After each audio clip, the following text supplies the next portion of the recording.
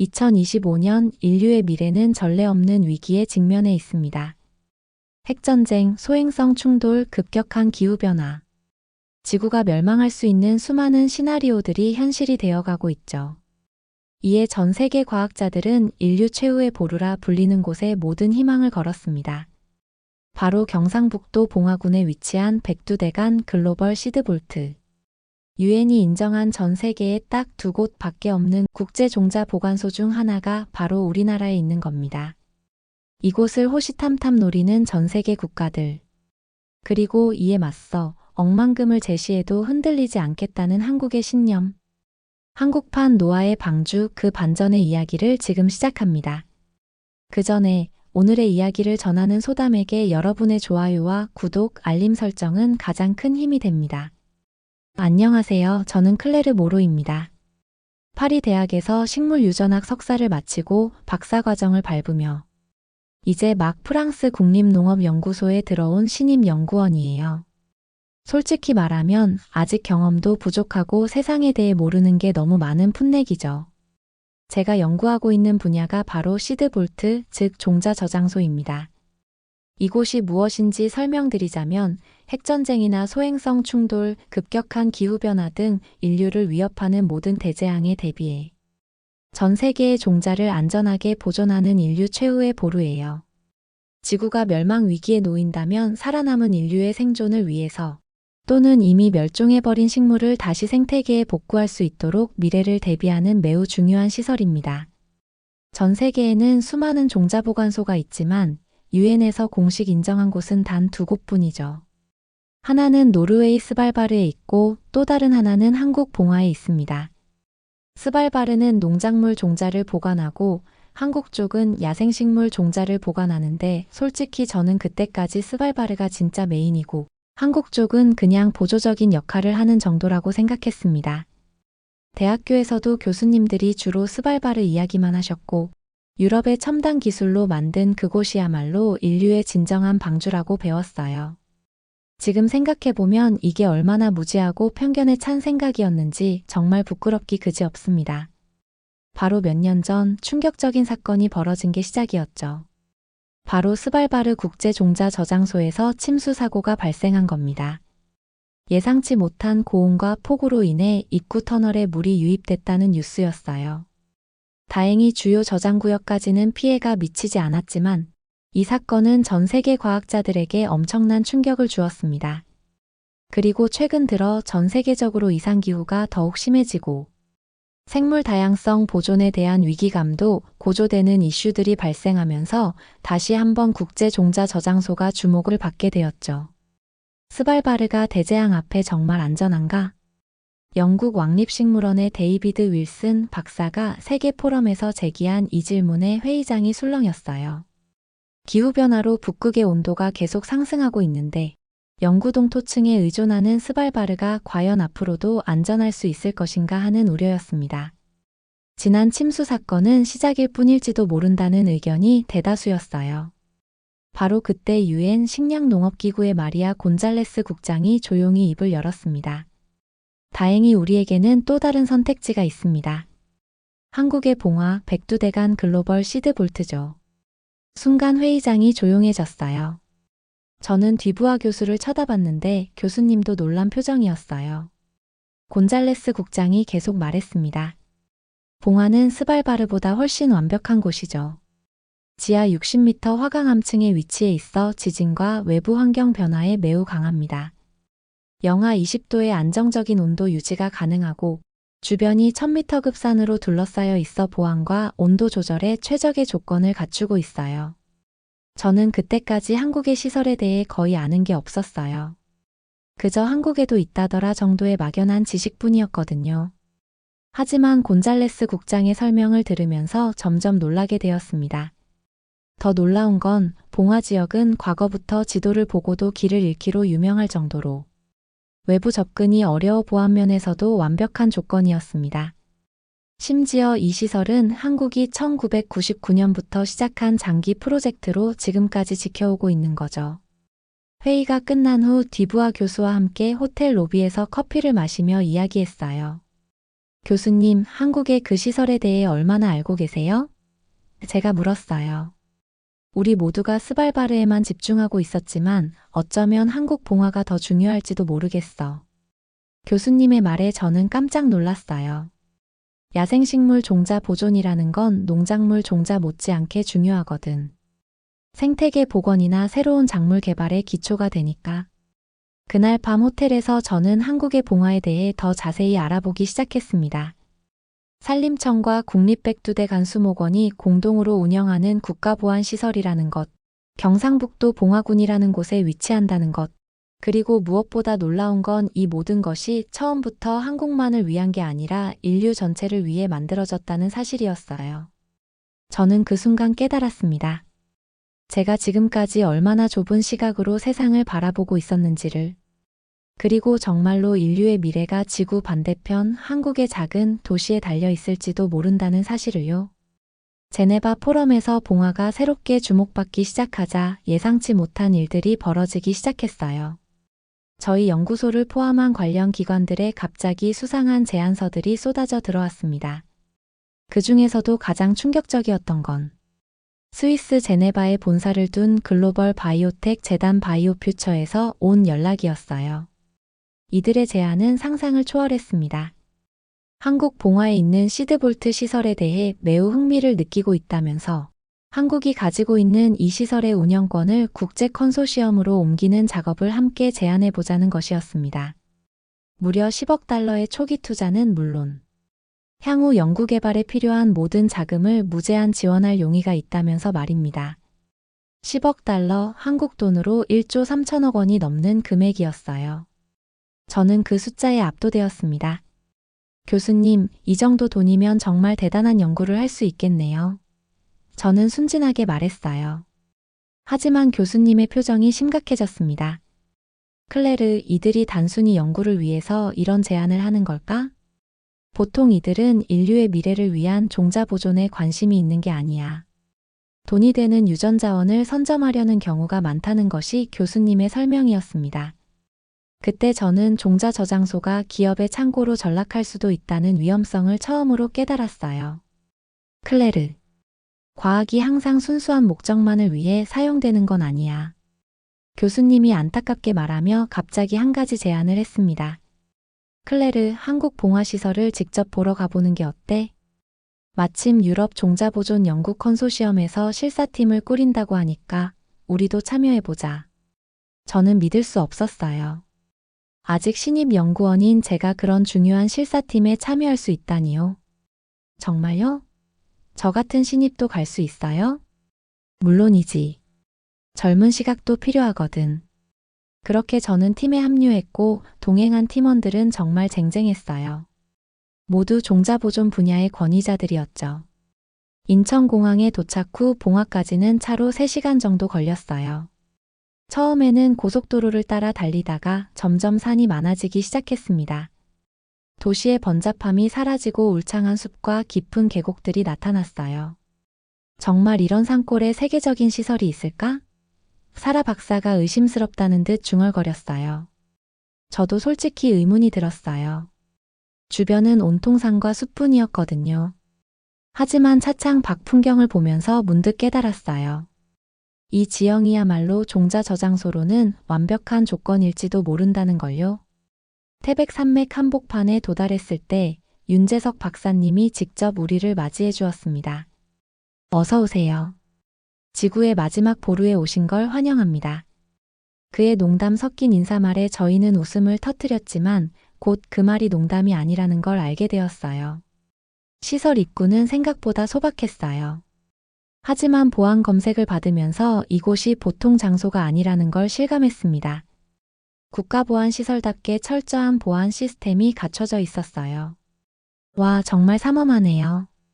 제가 놀라서 말했어요. 윤 박사님은 미소를 지으며 봉화 시드볼트의 역사를 차근차근 설명해 주었어요. 경상북도 봉화군이 선택된 이유는 단순히 지리적 조건만이 아니었다고 했습니다. 봉화라는 이름 자체가 의미가 있어요. 봉수대에서 불을 피워 신호를 전하던 곳이죠. 위급한 상황을 알리고 서로 도왔던 곳입니다. 우리는 그 정신을 이어받아 인류의 위기에 대비하고 있는 거예요. 윤 박사님의 설명에 따르면 봉화 지역은 주변이 최소 1000m급 산으로 둘러싸여 있어 온도가 일정하고 지하가 화강 안반으로 이루어져 지진이나 각종 자연재해에 안전하다고 했습니다. 더 중요한 건 이 지역은 과거부터 지도를 보고도 길을 잃기로 유명할 정도로 외부 접근이 어려워 보안 면에서도 완벽한 조건을 갖추고 있다는 점이에요. 우린 단순히 종자를 보관하는 게 아닙니다. 윤 박사님의 목소리에는 깊은 신념이 담겨 있었어요. 미래 세대에 대한 책임을 지고 있는 거예요. 만약 우리가 이걸 기업에 넘긴다면 그들은 이윤을 위해 특정 종자만 선별적으로 보존할 겁니다. 그 말을 듣는 순간 저는 제가 얼마나 순진했는지 깨달았어요. 멸종 위기에 처했지만 상업적 가치가 없는 식물들은 버려질 거예요. 그런 순간 이곳은 인류의 방주가 아니라 기업의 창고가 되는 거죠. 뒤부하 교수님이 고개를 끄덕였어요. 맞습니다. 과학의 상업화가 가져올 수 있는 위험성이죠. 윤 박사님이 설명해 주신 바로는 이곳에서부터 지하 60m까지 내려간다고 했어요. 모든 구간이 화강암을 수직으로 뚫어서 만들어진 것이라고 하더군요. 60m라니 20층 건물 높이와 맞먹는 엄청난 깊이였습니다. 사라 박사도 화강암이라는 말에 놀라워했어요. 스발바르도 경고하지만 화강암만큼 안정적인 재질은 아니라면서 감탄했거든요. 내려가면서 온도가 급격히 떨어지는 게 느껴졌어요. 귀가 먹먹해질 정도였습니다. 저는 이런 경험이 처음이라 정말 신기했어요. 윤 박사님의 설명에 따르면 현재 온도가 영하 20도이고 습도는 40%로 일정하게 유지되고 있다고 했습니다. 이런 조건에서는 종자가 수백 년간도 생명력을 유지할 수 있다는 설명이었어요. 놀랍네요. 온도 변화가 거의 없어요. 외부 기후의 영향을 전혀 받지 않는 것 같은데요? 마르크 교수가 감탄했습니다. 그게 바로 이 지역을 선택한 이유입니다. 주변 산들이 천연 방벽 역할을 해주거든요. 윤 박사님이 자랑스럽게 대답했어요. 드디어 메인 저장고에 도착했을 때 저는 입이 떡 벌어졌어요. 거대한 공간에 수만 개의 저장 용기가 체계적으로 정렬되어 있었습니다. 각 용기마다 한글과 영문으로 된 라벨이 정확히 붙어 있었고 연구원들이 정기적으로 점검하고 있었어요. 모든 것은 다 디지털로 시스템화되어 있었습니다. 와, 이건 정말 영화에서나 볼 법한 광경이에요. 저는 감탄사를 연발했습니다. 윤 박사님이 자랑스럽게 말했어요. 아니, 과학을 넘어선 신념이죠. 이건 과학이 아니라 생명의 신념입니다. 한스 교수가 저장 시스템을 자세히 살펴보더니 놀라움을 감추지 못했어요. 이 자동화 시스템 스발바르보다 더 정교한 것 같은데요? 온도와 습도 조절이 이렇게 정밀할 줄이야. 그때 제 눈에 들어온 건 벽면에 붙어 있는 손글씨 메모들이었어요. 최첨단 디지털 시스템과 함께 연구원들이 직접 쓴 메모들이 곳곳에 있었습니다. 이상하네요. 이렇게 첨단 시설에서 왜 손글씨를 쓰나요? 제가 의아해하며 물었어요. 젊은 연구원이 미소를 지으며 대답해 주었습니다. 디지털 시스템도 물론 있어요. 하지만 생명은 숫자로만 표현될 수 없거든요. 특별히 관리해야 하는 종자나 예를 들어 중요한 특징들, 이 종자가 어디서 왔는지, 누가 키웠는지, 어떤 이야기가 있는지. 그런 건 사람이 직접 기록하기도 해요. 그 순간 저는 정말 감동받았어요. 한국인들의 종자 관리 방식이 얼마나 세심하고 인간적인지 깨달았거든요. 최첨단 기술과 인간적 배려가 완벽하게 조화를 이루고 있었습니다. 모로씨, 이곳은 국가보안시설이에요. 윤 박사님이 진지하게 말했습니다. 산림청과 국립백두대 간수목원이 공동으로 운영하는 국가 차원의 프로젝트죠. 우리는 이곳을 단순한 저장소가 아니라 미래를 위한 방주라고 생각합니다. 저장고를 둘러보면서 마르크 교수가 감탄했어요. 정말 놀랍습니다. 시설 규모도 크고 보존 상태도 완벽하네요. 무엇보다 연구진들의 전문성이 대단해요. 한스 교수도 동의했습니다. 스발바르를 여러 번 가봤지만 특히 야생식물 종자 보존 측면에서는 세계 최고 수준이네요. 저는 정말 충격받았어요. 제가 그동안 가졌던 편견이 얼마나 잘못되었는지 절실히 느꼈거든요. 이곳은 스발바르와 경쟁하는 수준이 아니라 어떤 면에서는 더 뛰어났습니다. 박사님 정말 대단해요. 저는 한국을 너무 모르고 있었네요. 제가 솔직하게 말했어요. 괜찮아요, 클레르 씨. 우리도 처음엔 외국에 많이 알려지지 않았거든요. 하지만 중요한 건 알려지는 게 아니라 제대로 하는 거죠. 그날 밤 숙소로 복귀한 저는 오랫동안 생각에 잠겼습니다. 신입 연구원인 제가 이런 귀중한 경험을 할 수 있다니. 그리고 무엇보다 한국이라는 나라가 이렇게 대단한 일을 하고 있다는 걸 직접 목격했다는 게 믿어지지 않았어요. 동행한 선배들도 모두 같은 생각이었어요. 단순히 기술적으로만 뛰어난 게 아니라 철학적으로도 압도적인 곳이었죠. 디부아 교수님도 고개를 끄덕였어요. 클레르, 너는 정말 운이 좋다. 신입 시절에 이런 걸 직접 볼 수 있다니. 그날 밤 저는 일기에 이렇게 적었습니다. 오늘 나는 진정한 과학 정신을 만났다. 그리고 그것이 한국 땅에서 꽃피고 있다는 것을 직접 확인했다. 나는 정말 많은 것을 배웠다. 앞으로 더 열심히 공부해야겠다. 라고 말이에요.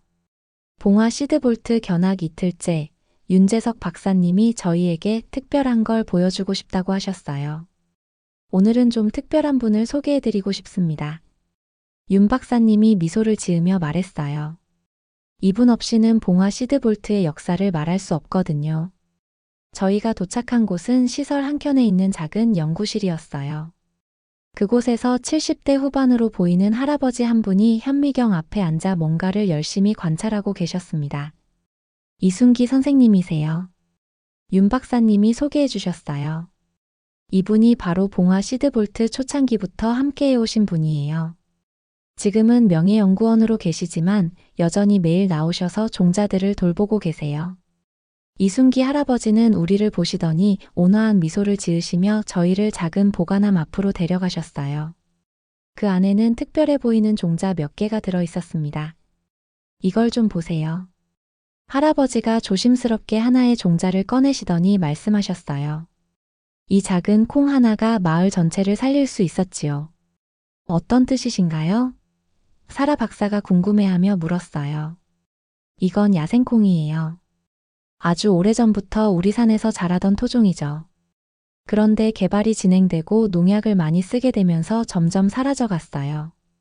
마지막 한 그루를 발견했을 때가 1998년이었네요. 저는 그 작은 종자를 바라보며 놀랐어요. 겉보기에는 평범한 콩이었지만 그 안에 담긴 이야기는 엄청났습니다. 이 야생콩은 전 세계에서 마지막 남은 하나예요. 이곳 봉화에만 딱 하나 남아 있어요. 만약 우리가 이걸 지키지 못했다면 이 소중한 유전자원은 영원히 사라졌을 거예요. 저는 소름이 돋았어요. 제 앞에 있는 작은 종자 하나가 인류의 미래를 바꿀 수 있는 보물이라니요. 선생님, 이런 종자를 어떻게 관리하시나요? 제가 물었어요. 할아버지가 저장고 한쪽 벽면을 가리키셨어요. 거기에는 체계적인 디지털 데이터베이스와 함께 손글씨로 쓰인 기록들이 빼곡히 붙어 있었습니다. 컴퓨터에도 모든 정보가 들어있지만 이런 특별한 아이들은 따로 기록해둬야 해요. 할아버지가 한 장의 메모를 보여주셨어요. 여기 보세요. 이 콩이 어느 산 어느 자리에서 자랐는지, 그 당시 날씨는 어땠는지, 주변에 어떤 식물들이 함께 있었는지. 이런 건 숫자로는 표현할 수 없거든요. 마르크 교수가 감탄했어요. 정말 세밀하군요. 이런 기록이 있으면 나중에 복원할 때 엄청난 도움이 되겠어요. 맞습니다. 윤 박사님이 자랑스럽게 말했어요. 우리는 단순히 종자만 보관하는 게 아니라 그 종자가 살아있던 환경까지 함께 기록하고 있어요. 그래야 나중에 제대로 복원할 수 있거든요. 그때 할아버지가 더 놀라운 이야기를 들려주셨어요. 작년에 이 야생콩으로 복원 실험을 시작했어요. 처음엔 발화율이 낮아서 걱정했는데 몇 번의 시행착오 끝에 성공했죠. 지금은 두 번째 복원 시뮬레이션을 진행하고 있어요. 정말요? 제가 흥분해서 물었어요. 그럼 정말로 멸종된 식물을 되살릴 수 있다는 건가요? 물론이죠. 할아버지가 웃으셨어요. 아직 성공한 건 아니지만 희망이 보여요. 이 작은 씨앗 하나가 다시 산과 들에서 자랄 수 있을지도 모른다는 희망으로 계속 연구하는 거죠. 저는 정말 감동받았어요. 씨앗 하나에 담긴 시간과 생명의 무게가 이렇게 클 줄이야. 할아버지와 같은 분들이 20년 넘게 이 작은 생명들을 지켜온 덕분에 인류에게 새로운 희망이 생긴 거였어요. 선생님, 이런 일을 하시면서 가장 기뻤던 순간은 언제였나요? 사라 박사가 물었어요. 할아버지의 눈이 반짝였어요. 글쎄요. 아무래도 멸종됐다고 생각했던 식물의 씨앗이 다시 싹을 틔울 때겠죠. 그 순간만큼은 정말 신이 된 기분이에요. 생명을 되살렸다는 느낌 말이에요. 그날 오후 저희는 실제 복원 실험실을 견학했어요. 첨단 장비들 사이에서 조심스럽게 관리되고 있는 어린 야생콩 묘목들을 보니 정말 눈물이 날 것 같았어요. 이 묘목들이 잘 자라면 몇 년 후에는 다시 자연으로 돌려보낼 계획이에요. 젊은 연구원이 설명해 주었어요. 물론 아직 해결해야 할 문제들이 많지만 꼭 성공시킬 거예요. 그 순간 저는 깨달았어요. 한국이 보존하고 있는 건 단순한 종자가 아니라 지구상에서 사라진 생명의 마지막 조각들이라는 걸. 그리고 그 조각들을 통해 잃어버린 생태계를 복원할 수 있는 희망이라는 걸요. 제가 윤 박사님께 말했어요.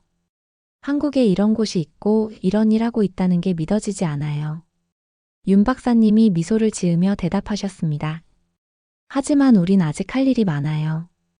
이 작은 씨앗들이 다시 세상의 빛을 볼 수 있도록 말이에요. 파리로 돌아온 지 6개월 후 뒤부아 교수님이 흥미로운 소식을 전해주셨어요. 클레르, 올해 베를린에서 열리는 국제종자보존학회에 우리가 제출한 봉화 보고서가 화제가 되고 있어. 교수님이 말씀하셨어요. 그런데 일부에서 반박 논문을 준비하고 있다는 소문이 있어. 반박 논문이라니 너무 의외였어요. 우리가 제출한 보고서가 한국 봉화에 있는 시드볼트를 너무 긍정적으로 평가했다고 생각하는 모양인 것 같았습니다. 교수님께서는 서구 중심적 시각에서 벗어나지 못한 일부 연구자들이 불편해한다고 했죠. 학회가 열리기 한 달 전 독일의 유명한 종자보존 연구자인 볼프강 슈미트 교수가 논문을 사전 공개했어요. 제목부터 도발적이었습니다. 아시아 종자보존 모델의 구조적 한계와 중앙 집중화의 위험성.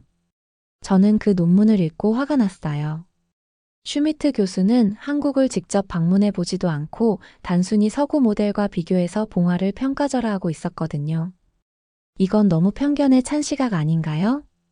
제가 뒤부아 교수님께 말했어요. 베를린 학회 당일 회의장은 긴장감으로 가득했어요.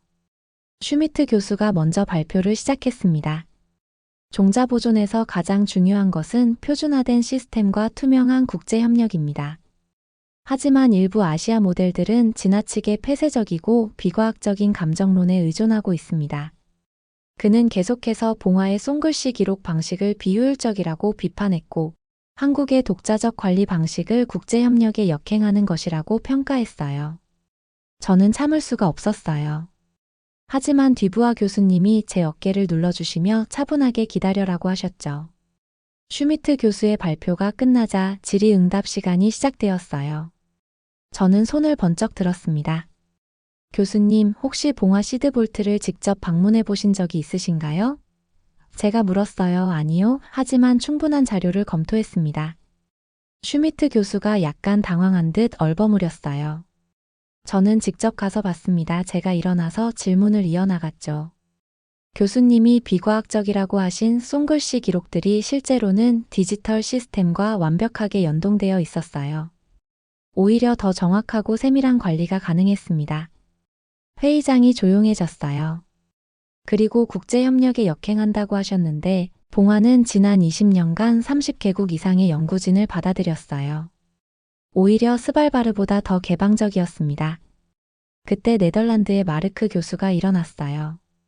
저도 함께 봉화를 방문했는데 클레르의 말이 맞습니다.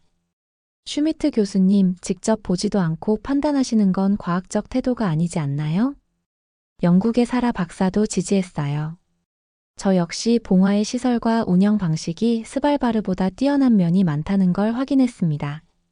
특히 야생식물 종자 보존 분야에서는 세계 최고 수준이었어요. 슈미트 교수가 당황해했어요. 자신이 예상했던 것과 다른 반응이었거든요. 그때 예상치 못한 일이 벌어졌어요. 스위스의 젊은 연구자가 일어나서 말했습니다. 저희 연구소에서도 최근 봉화 방식을 참고해서 관리 시스템을 개선했는데 효율성이 20% 향상되었습니다. 아시아 모델이 낙후되었다는 건 편견인 것 같습니다. 이어서 프랑스, 이탈리아, 심지어 독일의 다른 연구자들까지 하나둘 봉화 모델을 긍정적으로 평가하는 발언을 했어요. 슈미트 교수와 침묵으로 그를 지지하는 소수의 전문가들은 점점 고립되어 갔죠. 마침내 학회 주최 측에서 나선 독일의 원로 학자가 정리 발언을 했어요. 오늘 토론을 통해 한 가지 분명해진 것이 있습니다. 진정한 과학은 편견을 버리고 사실에 기반해야 한다는 것입니다. 앞으로는 실제 방문과 검증을 통한 연구가 더욱 중요할 것 같습니다. 학회가 끝난 후 저는 그 자리에 남아 여러 연구자들과 이야기를 나눴어요. 놀랍게도 많은 분들이 한국의 봉화 모델에 대해 더 자세히 알고 싶어 했습니다. 한국과 교류 프로그램을 시작하고 싶어 하거나 직접 시스템을 견학해보고 싶다는 연구자들의 정보 교류가 이어졌죠. 학회 이후 저는 박사과정에 더 집중했고 특히 봉화에서의 경험을 바탕으로 한 연구가 드디어 결실을 맺고 있었습니다. 제 박사 논문 제목은 지역 기반 종자 보존 모델의 효용성 연구 한국 봉화 사례를 중심으로였어요. 연구 과정에서 저는 봉화뿐만 아니라 세계 각국의 종자 보존 시설들을 비교 분석했어요. 놀랍게도 데이터가 명확하게 보여주는 것이 있었습니다. 지역 공동체와 긴밀하게 연결된 시설일수록 보존 효율성이 높다는 것이었어요. 클레르, 정말 흥미로운 결과야. 뒤부아 교수님이 말씀하셨어요. 특히 한국 모델의 인간적 기록 방식이 실제로 종자 생존율을 높인다는 분석이 인상적이야. 박사 논문 심사 당일 저는 떨리는 마음으로 발표를 시작했어요. 심사위원들 앞에서 제가 지난 수년간 연구한 모든 것을 정리해서 설명했습니다. 기존의 서구 모델이 효율성과 표준화에 집중했다면 한국의 봉화 모델은 지속 가능성과 지역적 특성을 중시합니다. 그리고 데이터가 보여주는 것은 후자가 더 우수한 결과를 낳고 있다는 것입니다. 심사위원 중 한 분이 질문했어요. 그렇다면 앞으로 종자 보존 분야는 어떤 방향으로 발전해야 한다고 보시나요? 저는 확신에 찬 목소리로 답했어요. 저는 정원사 모델이 답이라고 생각합니다. 종자를 단순히 보관하는 것이 아니라 생명을 돌보고 키우는 정원사의 마음으로 접근해야 해요. 그것이 바로 봉화에서 배운 핵심이었습니다. 심사 결과는 만장일치 통과였어요. 더 놀라운 건 제 논문이 유럽 종자보존 학회지의 게재 승인을 받았다는 소식이었습니다. 논문이 발표된 후 반응은 뜨거웠어요. 유엔에서 인정한 종자보관소는 전 세계 단 2곳, 스발바르와 봉화군에 있지만 세계 각국에서 운영하는 보통의 종자보관소들에서 한국 봉화군 시드볼트의 모델을 도입해 보고 싶다는 의견을 보내왔어요. 특히 기억에 남는 건 노르웨이 스발바르 관리소에서 온 이메일이었어요. 모로 박사님의 연구를 흥미롭게 읽었습니다. 저희도 한국의 관리 방식을 일부 도입해 보고 싶습니다. 특히 지역 공동체와의 연계 방안에 대해 조언을 구하고 싶어요. 저는 그 메일을 읽으며 가슴이 벅찼어요. 1년 전만 해도 스발바르의 보조시설 정도로 여겼던 봉화가 이제는 오히려 스발바르가 배우고 싶어하는 모델이 된 거였어요. 박사학위를 받고 몇 달 후 저는 제 첫 번째 정식 연구 프로젝트를 시작했어요. 유럽, 아시아 종자보존 네트워크 구축이라는 제목의 국제 공동연구였습니다. 이 프로젝트의 핵심은 봉화에서 배운 철학을 유럽에 적용해보는 것이었어요. 단순히 기술을 복사하는 게 아니라 그 정신을 이해하고 각 지역의 특성에 맞게 적용하는 거였죠. 첫 번째 파일럿 프로그램으로 프랑스 남부의 작은 종자보존센터에서 시작했어요. 물론 한국만큼 지역적으로 우수한 환경은 아니었지만 지역 농민들과 직접 협력하고 그들의 이야기를 종자와 함께 기록하는 방식을 도입했습니다. 6개월 후 결과가 나왔을 때 저는 정말 기뻤어요. 보존 효율성이 30% 향상되었고 무엇보다 지역 주민들의 참여도가 크게 높아졌거든요. 클레르, 정말 대단해. 뒤부하 교수님이 결과 보고서를 보시며 말씀하셨어요. 네가 한국에서 배운 것들을 여기서 꽃피우고 있구나. 어느 날 저녁 연구소에서 혼자 일하고 있는데 문득 이제야 진정한 과학자, 진정한 정원사가 되었다는 느낌이 들었어요. 그리고 앞으로도 계속 생명을 지키고 키우는 일을 하겠다는 것을 다시 한번 다짐했죠. 지금 이 이야기를 마무리하며 저는 여러분께 말씀드리고 싶어요. 봉화에서 시작된 작은 변화가 이제 전 세계로 퍼져나가고 있다고요. 한국의 경상북도 봉화군의 과학자들, 연구자들이 보여준 정신이 이제 전 세계 과학자들의 마음에 씨앗을 심고 있습니다. 그 씨앗들이 언젠가는 인류의 미래를 구할 큰 나무가 될 것이라고 믿습니다. 여러분, 오늘의 사연 어떠셨나요? 지금 이 순간에도 경상북도 봉화군 지하 60m 화강암층에서는 작은 씨앗 하나하나를 정성스럽게 그리고 자긍심을 가지고 지키는 과학자, 연구자들이 있습니다. 그분들의 손글씨로 기록된 메모 하나하나에는 생명에 대한 사랑과 미래에 대한 책임감이 담겨 있죠. 인류의 마지막 희망이 살아 숨쉬는 곳. 그리고 그 희망의 중심에 바로 우리 대한민국이 있습니다. 오늘도 이야기를 들어주셔서 감사드리며 지금까지 소박하지만 깊은 정이 담긴 이야기. 감동상자 그리고 소담이었습니다.